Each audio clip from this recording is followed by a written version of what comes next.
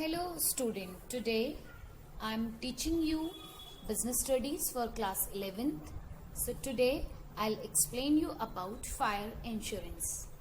So as in my previous video I explained you about life insurance and what are the importance of if a person do life insurance, fine, and I taught you about the principles of insurance, fine, though we have 7 types of principles of insurance. So in this fire insurance, as we know, fire is a good servant but a bad master. तो हम कह सकते हैं कि fire is very helpful to burn anything like for cooking, for working in a industry, but if it make a huge structure, then it would become very harmful for anyone. Fine. So the fire insurance policy provides protection against loss or damage by fire. So we can say through the insurance, it is one of the best way, especially for the businessman who can secure his own shop and his own property so that he can get some compensation at the time of any fire occur in any of the businessman's shop or any storage anywhere. So fire insurance may be defined as a contract by which the insurer undertakes to identify the insured for any loss arising by fire.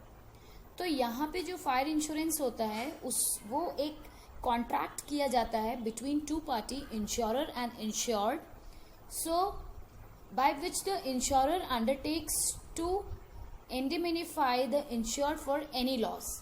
अब यहाँ पे जो entrepreneur है या जो businessman है, उसकी shop में अगर आग लग रही है तो वो हाथ पे हाथ धर के नहीं बैठेगा. उसका पूरा रिस्पॉन्सिबिलिटी होता है कि वो उस आग को जितना हो सके उसको वो बुझाए. Fine. He not be sit for only just sake of की कंपनसेशन मिलेगा, वो उस पैसे से उसको बेनिफिट होगा. It is not like that. Fine. So we can say according to the insurance act, fire insurance business is a business of affecting otherwise then incidentally to some other class of insurance business. So contracts of insurance against loss or incidental to fire or other occurrence customarily included among the risk insured against in fire insurance policy. तो एक incidentally fire कहीं पर होती है क्योंकि as usual it is not a regular way of the fire, कोई customize नहीं है. तो सडन अगर फायर कहीं अकर होती है, किसी शॉप में होती है या किसी का प्रॉपर्टी में होता है, तो अगर उस बंदे ने उसको इंश्योर किया है then he get the compensation from the insurance company. Thus an insurance against fire is one by which the insurer is consideration of a payment in gross at stated intervals agree to identify the insured for a certain time against damage to his property by fire.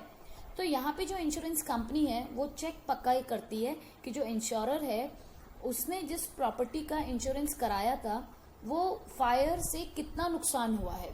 अगर वो जानबूझ के fire आकर कराया है then it is also be investigate by the fire insurance life insurance company. Okay, so we can say here fire means the production of light and heat by combustion. So there is no fire unless there is an actual initiation. So for example, like a sugar was spoiled by excessive heat caused due to the closing of the verteniles in the chimney. So there was no actual initiations. Fine. तो हम कह सकते हैं कि जो fire है वो अगर जानबूझ के लगता है कि किसी बंदे ने अपनी शॉप में फॉर गेटिंग द कंपनसेशन लगाई है, तो it is totally be very it must be look by the insurance company. वो इंश्योरेंस कंपनी उसको लुक करेगी, देखेगी, और अगर उसको फाइंड आउट होता है कि there is no such a problem, it is created by the owner itself, then in particular condition the compensation amount would not be given to the customer. Now it is quite different from the life insurance. So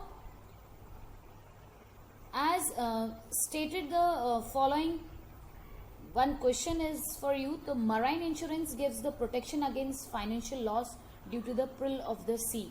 तो जैसे कि हम marine insurance की बात करें तो marine insurance अपने आप में due two of the Pril, अगर कोई समुद्र में कोई प्रॉब्लम हो जाती है, शिप आपका डूब जाता है, जिसकी वजह से आपको नुकसान हुआ है, तो उस कंडीशन में आपको मराइन इंश्योरेंस मिलता है. बट फायर इंश्योरेंस का ये है कि आप उसको सेव कर सकते थे. ठीक है. सो more points we can say, a fire insurance is a contract between the policy holder and the insurer. ये भी एक contract होता है policy holder और insurer के बीच में. Here the insurance company will pay to the policy holder any loss caused to him. तो कोई भी उसको नुकसान हो रहा है, his particular property when destroyed by a fire accident, तो उसको अगर उसका property fire incident के through कोई destroyed होता है तो fire insurance policy उसको compensate करेगी. So the protection is against any damage that the fire caused. So here the policy holders pays an annual premium. तो जैसे लाइफ इंश्योरेंस के लिए जो पॉलिसी होल्डर है वो एनुअल प्रीमियम या क्वार्टरली बेसिस और हाफ ईयरली बेसिस पे जो प्रीमियम पे करता है, same as in fire insurance also policy holders pay an annual premium.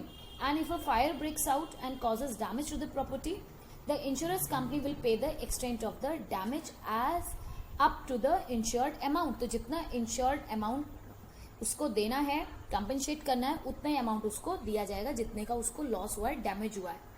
If the damage exceed such amount the company will not be liable for the excess amount. अगर ज्यादा मात्रा में उसको नुकसान होता है तो उस कंडीशन में कंपनी बिल्कुल भी रिस्पॉन्सिबल नहीं होती है. And if during the term such as incident does not occur, the premium amount will obviously lapse. और फायर इंश्योरेंस का एक और मेन पॉइंट होता है कि until and unless your property would not be caught by the fire or not be damaged by the fire, then this policy would not be run as long as. Fine. तो वहीं पे क्या हो जाती है, लैप्स हो जाती है, खत्म हो जाती है. So two important characteristics of fire insurance are insurable interest. तो इसमें insurable interest भी है. The policy holder must have an insurable interest in the property being insured, क्योंकि वो अपनी प्रॉपर्टी को बचा सकता था और उसकी वो खुद की प्रॉपर्टी है. The loss of such property must affect the policy holder and their survivor will benefit him. तो अगर वो अपनी प्रॉपर्टी का नुकसान करेगा तो उसका खुद का नुकसान है. इसलिए यहाँ पे जो पॉलिसी होल्डर है वो अपनी प्रॉपर्टी को खुद ही सर्वाइव करता है, क्योंकि बचा के रखता है ताकि उससे उसको बेनिफिट हो. अगर वो जल जाएगा तो उसका नुकसान है. सेकेंड, इसमें जो इंश्योरेंस जो पॉलिसी इसमें लग रही है वो है good faith, utmost good faith. So the policy holder must disclose all facts to the insurance in a good faith. तो यहाँ पे जो कॉन्ट्रैक्ट साइन हो रहा है between the insurer and the insured, the customer must be inform full about the matter of about the property to the insurance company. All details about the property, its construction, the environment, etc. must be provided to the insurer company. तो यहाँ पे जो insurance company है उसको पूरा detail में information देना जरूरी है. अगर वो कोई चीज़ हाइड करता है और बाद में जब उसका property due to a fire damage, then if there is any clue comes in front of the insurance policy, then he'll not pay any type of compensation to the policy holder. So if the company find out a later date that the policy holder withheld information, they can terminate the policy. तो अगर बाद में ये सामने आता है कि जो पॉलिसी होल्डर ने कोई चीजें छुपा के रखी थी, सारी इंफॉर्मेशन नहीं दी थी, तो उस कंडीशन में जो पॉलिसी है वो उसकी टर्मिनेट कर दी जाती है. ठीक है. तो स्पेशली ये ध्यान दिया जाता है कि जो ये कंपनसेशन आपको दिया जा रहा है through the fire insurance, it is not for earning.